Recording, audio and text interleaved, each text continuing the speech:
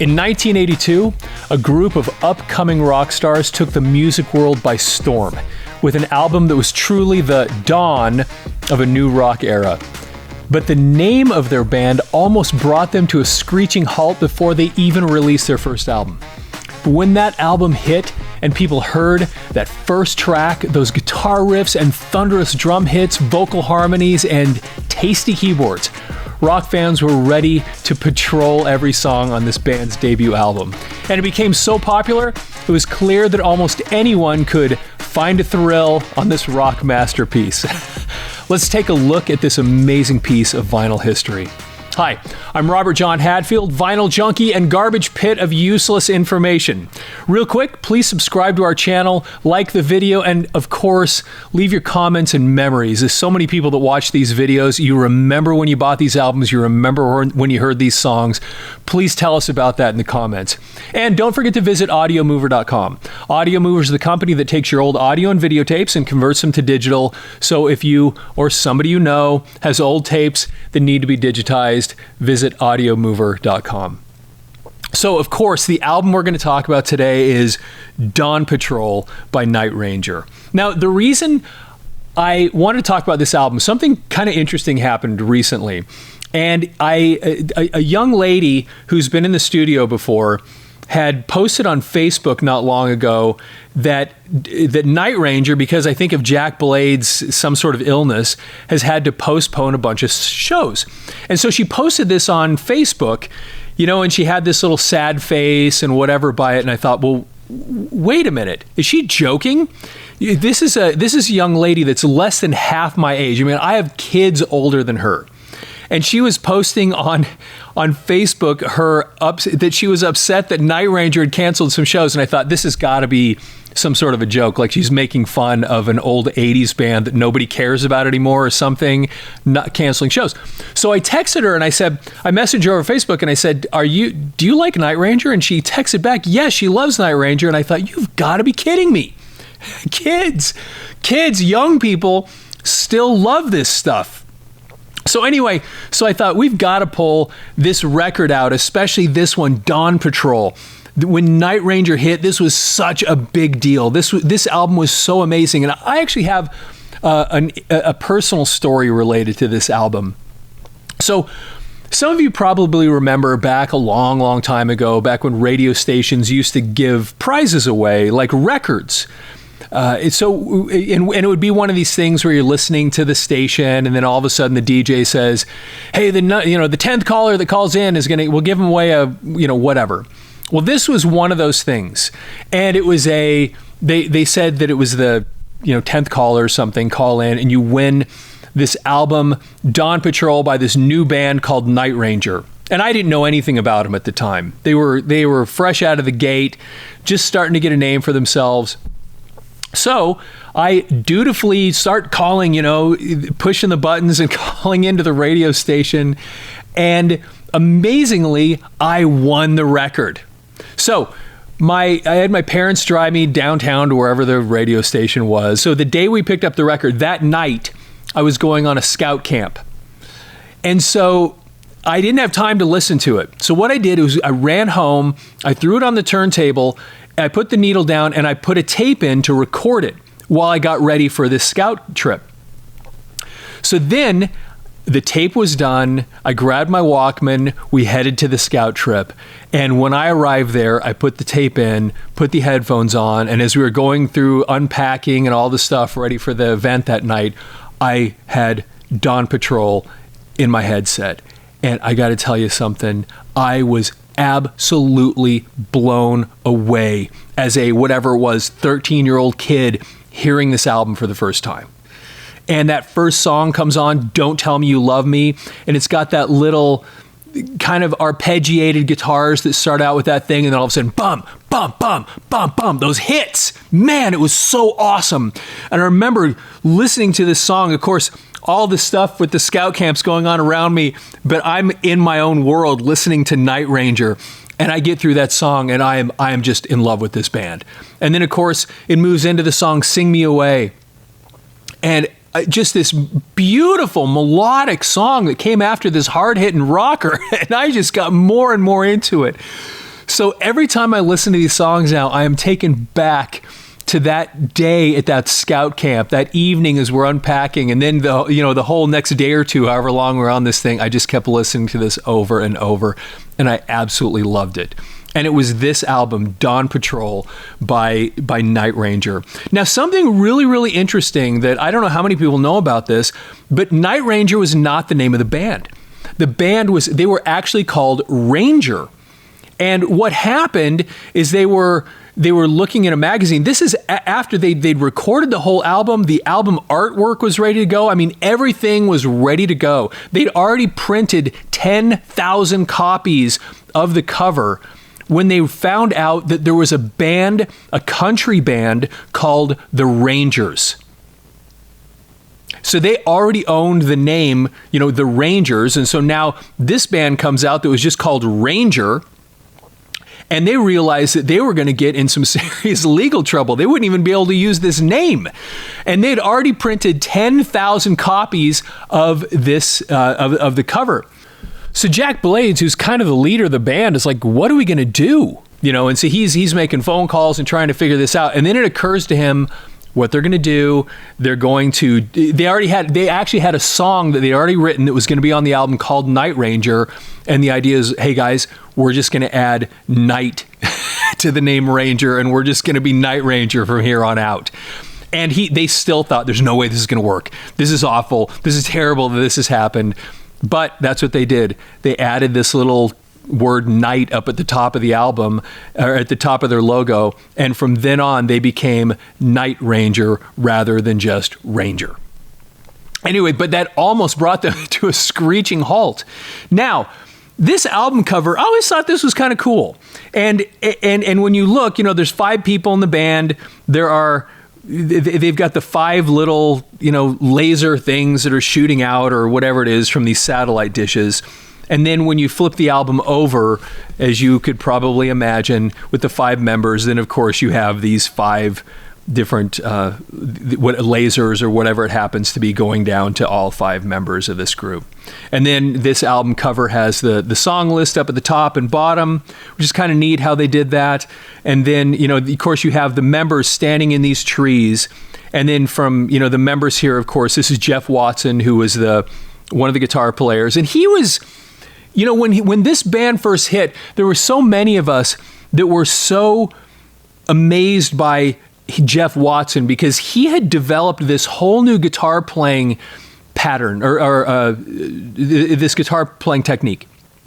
Eddie Van Halen years earlier had really brought this whole finger tapping idea into, he'd made it really popular, and more people were using that. Well, then Jeff Watson kind of took it to a whole new level and developed this technique of using all 8 of his fingers and doing these kind of runs with them. It was kind of amazing. And other people after that even took it further than he did. But he kind of pioneered that idea. And a lot of us that were guitar players loved Jeff Watson because of that. We all saw him as kind of this real guitar master. Then, of course, next here you have this Alan Fitzgerald. He was a really interesting guy too, because whenever you'd see him on stage with the band, he kind of didn't fit in. He was kind of this nerdy look. I mean, you can tell by the way he's standing there. He'd have this he had these sunglasses, had this little, kind of facial hair. And so he just kind of had this unusual look. Now, he had actually played with the band Montrose prior to this. And that's how he got involved with Sammy Hagar, because he'd worked with Sammy Hagar a bunch, and that led to these guys actually opening up for Sammy Hagar, because we had this Montrose connection. As you move over from there, you have Kelly Keagy. He's the drummer, and he's also a lead singer, and he has a really powerful singing voice. And as a matter of fact, the song that really, really put them on the map, this album did really well, but it was the next album, the Midnight Madness, that pushed him over the top. And it was because of a song called Sister Christian. And he's the one that sang Sister Christian. But he was also the drummer. So he's one of those unique situations where they had 2 lead vocalists, and one of the lead vocalists was actually the drummer. You don't see that kind of thing very often. Grand Funk had that same thing where he had a drummer that was the singer. The Eagles had that where the drummer was the singer. The Romantics had the drummer as a singer. singer. Kiss did that for a little bit, but it wasn't super common, because you often want your front man, your singer, to be that person that everybody's visually looking at, out front. But one of the things they did kind of on accident that remedied that a little bit was when they were opening up for Sammy Hagar in those early days. Sammy Hagar had this stage that was just filled with stuff, including a car. He was the Red Rocker. He was the Trans Am guy. So he had a car on his stage. So his stage was filled with stuff. So when Night Ranger was opening up for him, there was really very little room for them to set up, and there was no room to put the drums. When they put the drums on the stage, the drums actually went up almost to the front of the stage because there was no room for them. So what they decided to do was to take his drum set and move it over to the far side of the stage rather than putting him in the middle, so that the guys could actually move around on the stage. Well, amazingly, that became one of their signature live things. I remember the first time I saw Night Ranger in concert. I didn't see him, not when I saw him personally, but when I saw him, I think it was on Rock and Roll Tonight. There's Kelly Keagy on his drum set over to the right of the stage. And I thought, what the heck? What a weird thing to do. But, I thought, well, maybe they're doing it just because he's a lead singer in some of these songs and you want to be able to see him. Well, that's not why they did it. They did it because when they were opening up for Sammy Hagar, they couldn't fit on the stage. And then people kind of went, hey, that's cool. You should do that. That's pretty neat how you guys set up your stage. And they're like, yeah. And then they just kept it. And that became kind of one of their signature live things, was having that drum set off to the side.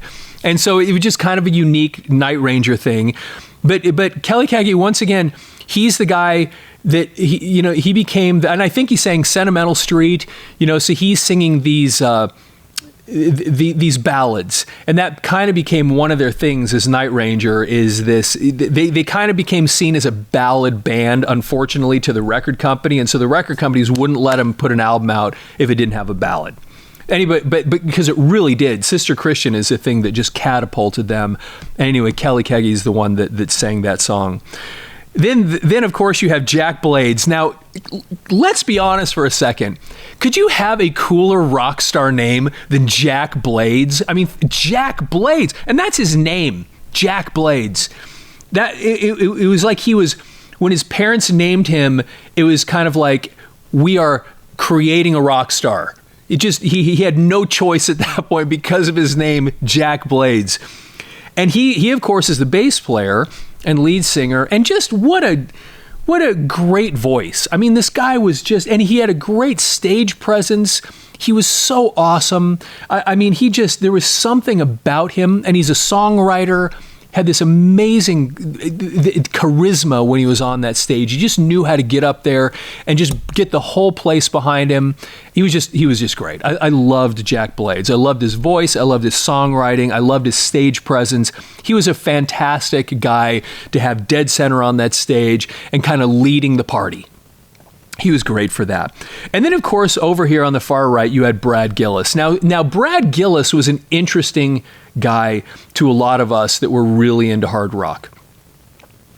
Because prior to this album, he had done something that all the heavy metal kids knew about. And that was, he had played with Ozzy Osbourne on Speak of the Devil. Now, what had happened was Randy Rhoads, who was Ozzy's guitar player, had died while they were on tour. He was in a small plane crash. And Ozzy, of course, he's kind of just a disaster during this period of time. Even though he's becoming super, super popular, the reason Black Sabbath kicked Ozzy out of the band is because he was a serial substance abuser. And he was very, very difficult to work with. And so, but Ozzy was about to put together this live album with old Black Sabbath songs on it. And the guys in the band actually didn't really want to do it, the people that were touring with him, including Randy Rhoads, from what I understand. So Randy Rhoads died, but he had to bring in new players to come and do these live shows with him. And so Brad Gillis got the call to come to New York. This was in 1982, and learn these songs, learn how to play the Ozzy stuff and the old Black Sabbath stuff, so that they could make this live album called Speak of the Devil. So for a lot of us, when Speak of the Devil came out, we thought, what in the world, Brad Gillis? It just didn't make any sense to us because Brad Gillis was part of this band that kind of was more of a poppy rock, American rock. I don't know how to explain this stuff. It wasn't heavy metal. None of this really was. This is kind of hard rock, feel good, American rock and roll. I don't know how else to put this. But these songs had great hooks, great melodies. And then there's Brad Gillis getting called off to go play old Black Sabbath stuff with Ozzy. Now, these things were happening in parallel, though. It's just that, a lot of us were younger and there wasn't the internet and there wasn't all this information around who's doing what at the same time. And so we were hearing about these things at staggered moments, putting this together. Wait a minute, Brad Gillis, that's Night Ranger. He's playing over here with Ozzy. And it was just kind of a really interesting thing. But Ozzy was so difficult to work with that the guys that went and played with him, Brad Gillis ended up just leaving and going back to Night Ranger. They'd already tracked this thing during the time that he was learning some of these Black Sabbath tunes. And so he just went back and just moved forward with Night Ranger, which probably was a great thing for him to do that. Rudy Sarzo, who'd gone off and who'd left Quiet Riot to come play bass on that Speak of the Devil album with Ozzy, left Ozzy himself and went back to Quiet Riot. And both these guys then ended up just catapulting in these huge careers. Now, what's really interesting is when this band started, you could almost say that it was a spin-off band from another group that was kind of a funk band called Rubicon, because these three guys had all been in this band called Rubicon just a couple of years prior to this. And then they all had left that band and they formed this other thing called Ranger. Like I said a second ago, they changed the name to Night Ranger. But that's where these three guys met. That's where these three guys came from, was this band called Rubicon. Now, another thing that's kind of interesting about this album and what it was put out on. Matter of fact, let's open it up here so we can talk a bit more. Oh, but before we do, take a look down here. And by the way, we shoot all these videos in 4K, so you should be able to read what's on these albums with me when I'm looking at them. So if you're not watching on a 4K TV, it'd be a good idea to go do that so you can see all this stuff really clearly. Or if you're on YouTube, set it to the highest. You can change that in that little gear icon. Change it to the highest settings you can, and then you can see what we're looking at here. But if you look down here in the thanks, you'll see Ozzy and Sharon, of course, because Brad Gillis had gone off and been directly involved with Ozzy. That's why Ozzy and Sharon Osbourne ended up here, although it doesn't say Osbourne. And then also you'll see here Sammy Hagar, that they had a special thanks to Sammy Hagar. There's the Sammy Hagar connection, the Montrose connection over here with Fitz. And then, of course, they opened up for Sammy Hagar, and so they had these connections with these really important musicians and rock stars. So let's take a look on the inside of this album. There is some interesting thing to this, too. So, we'll take a look at the song list as well. So the first thing to notice is that they're the record company that they're with.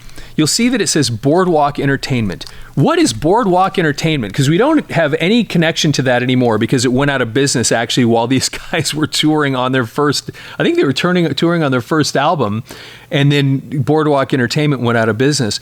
Well, Boardwalk Entertainment was started by a guy named Neil Bogart. If you've ever heard the name Neil Bogart or wondering about that, where you would have heard of him is he had started another record label almost a decade earlier called Casablanca Records. And where have you heard of Casablanca Records? Kiss. That was Kiss's, that was the record company that they were with. And matter of fact, they really put Casablanca on the map. And Casablanca ended up being known more as a disco label, but probably one of their main act was almost certainly just Kiss, because they were selling, once they really hit, and that's a whole nother story I have another video about. Once they hit, they were selling so many records that just kept Casablanca going. Eventually, Neil Bogart sold Casablanca to Polygram or Polydor, I can't remember which one. And then he started a new record label called Boardwalk, and Boardwalk picked up a few other acts, including Night Ranger. And then that's why they're on Boardwalk Entertainment Company. That was Neil Bogart's other label. And then here's the track list. I mean, come on. Don't Tell Me You Love Me. What a great song to lead off your debut album. Don't Tell Me You Love Me. It had everything. It had the catchy chorus. It had the hard rock and drums. It had the amazing guitars, had the great vocals. It had the harmonies. It had everything. It was great. It was an incredible song. To this day, put that song, Don't Tell Me You Love Me. Don't tell me you love me. Don't tell me I don't want. I mean, it's so awesome. It was so great. I love that tune so much. Anyway, I mean, that tune alone made this album worth it. It was so good. And then the song Sing Me Away. And you'll see here, that one was written by Kelly Keagy and Jack Blades. You know, these two guys, as the singers, just wrote a lot of this music together. So he sang the next one, Sing Me Away. Sing me away, sing me away, oh, oh. So it wasn't nearly as heavy as the other one, but man, it was catchy. It was such a great song, and it was so catchy, and it had this feel-good thing to it. And then you just go on and song after song. Like I said, I was listening to these in headphones at a scout camp over and over again, and so they're kind of burned into my brain anymore. At Night She Sleeps had this really cool hook, and it was this kind of interesting song about how this woman that you're with she's thinking about somebody else while she's with you. I mean, it was, and you know, some of these things, as a teenage boy, you know, you'd never really, a 13-year-old teenage boy had never really lived through that, but you imagined these things. And so it just weirdly spoke to you in that way. And Call My Name was a great tune. Eddie's Coming Out Tonight was a great tune. Matter of fact, the Call My Name was really their ballad, or kind of a slower song. It starts out with this piano. Fitz was a great player. You know, he had all these different things because there was a piano in that one that started out a little slower, and then Eddie's Coming Out Tonight started out with this kind of organ, which was really, really awesome. So it was, the way they utilized the keyboards in these songs, you know, I skipped right over it, but Don't Tell Me You Love Me, I like the way you move, dun, dun, dun, dun, dun, dun, dun. The way he has that keyboard in there is just so perfect. So he was a fantastic addition to this band, having that great keyboard mixed in with that really heavy stuff. You got Jeff Watson and Brad Gillis just bringing the rock, these great solos, this powerful distorted guitars in there, and then you've got Fitz laying out on those really, really tasty keyboards. I think they did a great job combining the things. Where there were so many hard rock bands that were forcing keyboards, forcing them into the songs, these guys, it wasn't like that. They were good, solid songs where the keyboard belonged in it. It felt natural. You can't imagine those verses of Don't Tell Me You Love Me without those little keyboards while Jack Blades is singing. It's an important part of it. It wasn't forced like so many bands did back then, trying to, how we can add some keyboards to be more commercial. It wasn't like that. It was a natural part of what they did. It's one of the things that made them so great. So let's flip this over and let's look on the other side. So Can't Find Me a Thrill, just a heavy guitar. It was so awesome. Young Girl in Love, Play Rough, that ended up being one of them. So You Want to Play Rough Tonight? That ended up being one of my favorite songs on this album. I listened to that one over and over and over. It was pretty cool. Penny was a cool song, and then the song Night Ranger.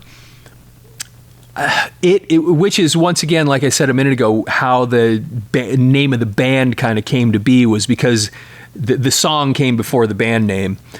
The name of the song did.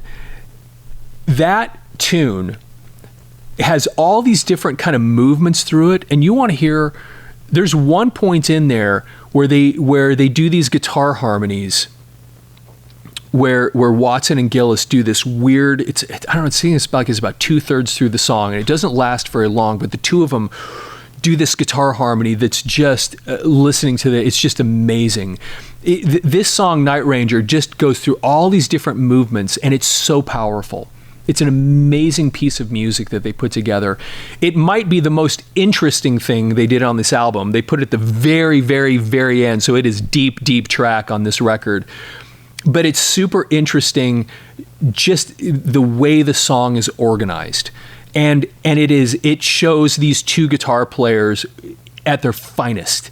You realize, for those of us that wondered what the heck is Brad Gillis doing with Ozzy, well, then you start hearing this guy play and you go, okay, I get it.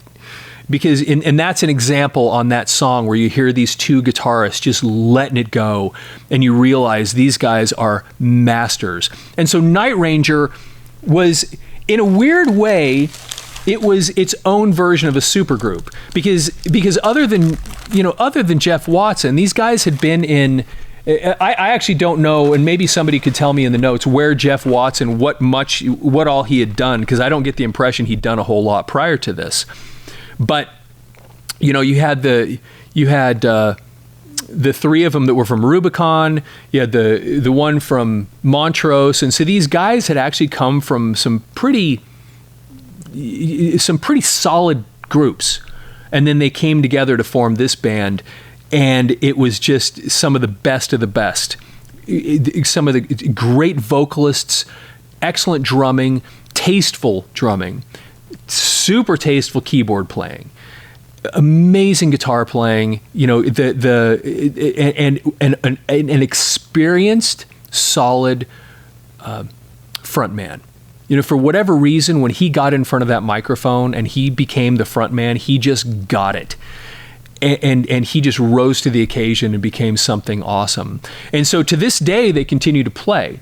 Now, the lineup has changed quite a bit over the years, off and on. I think the only two guys that have been in there consistently has been Kelly Keagy and Brad Gillis. I think the others have all come and gone over time. And yet, once again, what made me think about this is that you had this young woman who for whatever reason, a kid who is into Night Ranger, and you think this music was really that good. That kids today, that young people today hear it and go, that's pretty killer.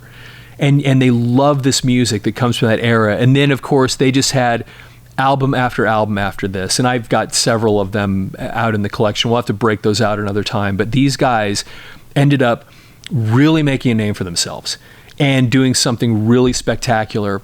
One of the other things that helped them succeed was that this was the age when MTV was really, really taken off. And there weren't that many music videos to even pull from back then. And these guys got like a film team from a university, and I don't think they spent more than a couple $100 filming that Don't Tell Me You Love Me video, got it to MTV, and MTV, who was just looking for stuff to play, got handed this video of this great song, and there it was. And so it really helped put them on the map and make them put them out in the public eye, so that so many of us then would hear of these guys and see what they were doing and hear this incredible music. And so there were a lot of things that came together that helped them be successful. And for me, you can see the cutout here. That was in the album when I first got it. This was somehow some sort of a cutout album. The record company or the radio station was just giving away. This is the one that I got when I was, 13 years old. And then I just played this thing over and over again because I love this stuff so much. And please, if you have any memories about this album, because you probably do, the song, I'd love to hear what's your favorite song on this album. Go down in the notes and mention what that is. I'd love to hear it. If it was, for me, it was either Play Rough or Don't Tell Me You Love Me. Both those songs really, really spoke to me. But I'd like to hear what it was for you. What turned you on to Night Ranger? And what memories you have when you first heard this stuff. Hey, if you like these videos, please, once again, like and subscribe to the channel. We'd really appreciate that. And of course, if you have old audio videotapes that you need to convert to digital, or if you know somebody that does, because you probably do, go to audiomover.com or tell people that you know about us. Audiomover.com, that's a company that takes your old audio and videotapes and converts them to digital. And go to audiomover.com and you can start an order there. Anyway, with that, have a fantastic day.